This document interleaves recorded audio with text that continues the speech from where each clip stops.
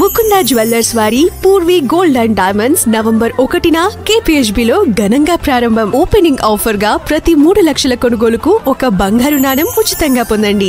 దేశంలోని ప్రముఖ ప్రైవేట్ రంగ బ్యాంకులలో ఒకటైన HDFC బ్యాంక్ తన డిజిటల్ సేవలలో కొన్ని తాత్కాలిక మార్పులు చేయబోతున్నట్లు అధికారికంగా ప్రకటించింది. యూనిఫైడ్ పేమెంట్స్ ఇంటర్ఫేస్ ద్వారా లావాదేవీలు చేసే కస్టమర్లకు ఈ సమాచారం ఎంతో ముఖ్యం.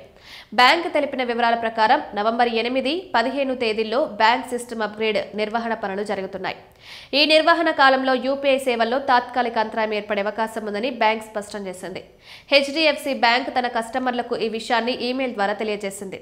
బ్యాంక్ ప్రకారం నవంబర్ 8 ఉదయం 2:30 గంటల నుంచి 6:30 గంటల వరకు, నవంబర్ 15న ఉదయం 12 నుంచి 1:30 వరకు ఈ సిస్టమ్ నిర్వహణ కార్యక్రమం జరగనుంది. ఈ సమయంలో HDFC ఖాతాలకు అనుసంధానమైన UPI సేవలు తాత్కాలికంగా అందుబాటులో ఉండవు. అంటే ఈ సమయంలో ఫోన్పే, గూగుల్ పే, పేటిఎం లేదా ఇతర UPI యాప్ల ద్వారా లావాదేవీలు చేయడం సాధ్యం కాకపోవచ్చు. బ్యాంక్ కస్టమర్లకు పంపిన ఈమెయిల్లో ఈ తాత్కాలిక అంతరాయం సమయంలో పేజ్ యాప్, వాలెట్ వంటి ప్రత్యామ్నాయ మార్గాలను ఉపయోగించాలని సూచించింది. ఇతర బ్యాంకుల ఖాతాల ద్వారా లావాదేవీలు చేయవచ్చని కూడా తెలిపింది.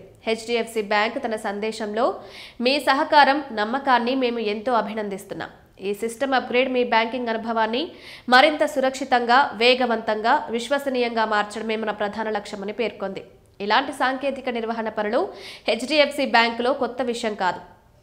డిజిటల్ బ్యాంకింగ్ సేవలను మెరుగుపరచడం, భద్రతను బలోపేతం చేయడం కోసం బ్యాంకు నిర్దిష్ట కాల వ్యవధిలో ఇలాంటి సాంకేతిక అప్డేట్లు, సర్వర్ మెయింటెనెన్స్ కార్యక్రమాలు నిర్వహించడం సాధారణం.